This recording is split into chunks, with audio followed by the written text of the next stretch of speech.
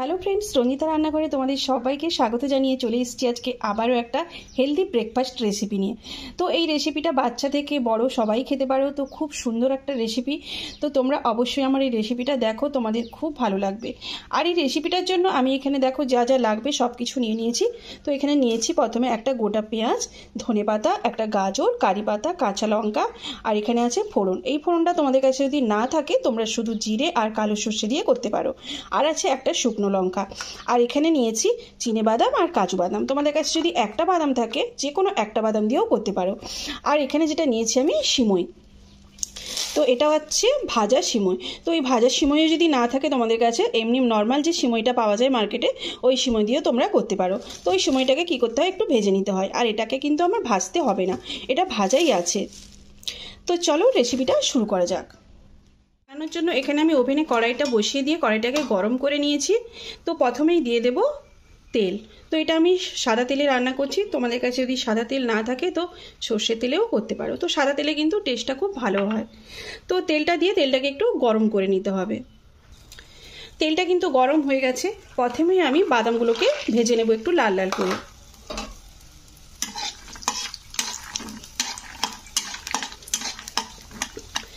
তো ওভেনের ফ্লেমটা কিন্তু একটু স্লোতেই রাখতে হবে, স্লোতে রেখে বাদামটাকে ভাজতে হবে। তো বাদামগুলো দেখো লাল লাল করে ভাজা হয়ে গেছে। তো এবারে এখানে দিয়ে দিচ্ছি আমি দুটো শুকনো লঙ্কা। তো শুকনো লঙ্কাগুলোকে একটু ভেজে নিতে হবে। তারপরে দিয়ে দিচ্ছি ফোড়ন।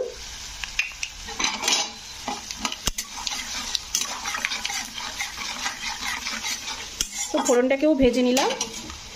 এরপরে দিয়ে দেবো পেঁয়াজ। তো পেঁয়াজটাও কিন্তু একটু হালকা ব্রাউন করে ভেজে নিতে হবে। তো এখানে পেঁয়াজটা বেশি ভাজলে কিন্তু ভালো লাগবে না।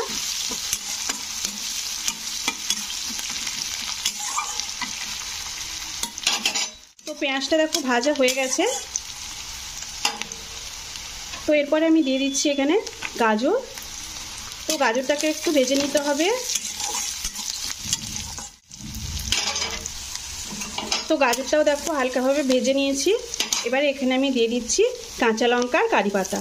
কারি পাতাটা কিন্তু একটু লাস্টেই দিতে হবে, দিলে কারি পাতার যে ফ্লেভারটা তোমরা পাবে। তো হালকাভাবে একটু ভেজে নিতে হবে এগুলো।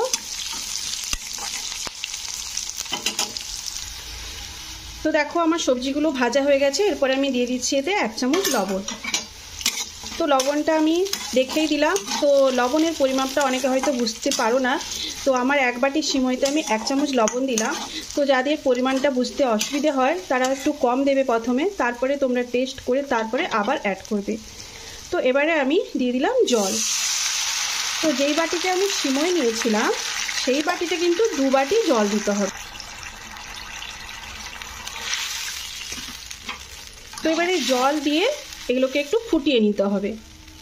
তো এখানে আমি একটা ঢাকা লাগিয়ে এগুলোকে একটু ফুটিয়ে নিলাম। তো এবারে আমি সিমইটা দিয়ে দিলাম। তো সিমইটা দিয়ে একটু নাড়াচাড়া করে দিতে হবে।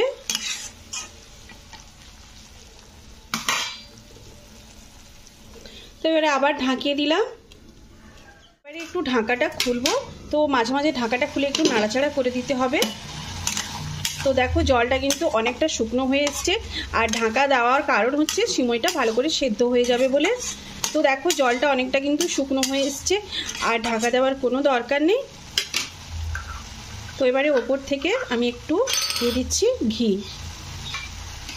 তো ঘিটা দিয়ে একটু নাড়াচাড়া করে দিতে হবে। তারপরে দিয়ে দেব ধনেপাতা।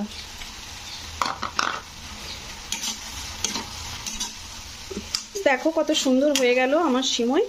তো আমার এই রেসিপিটা কেমন লাগলো অবশ্যই কিন্তু কমেন্ট করে জানিও। আর ভালো লাগলে অবশ্যই আমার চ্যানেলটাকে লাইক করো, শেয়ার করো, আর সাবস্ক্রাইব করে পাশে থেকো। আর যারা আমার পাশে আছো আমিও কথা দিচ্ছি তোমাদের পাশে থাকবো।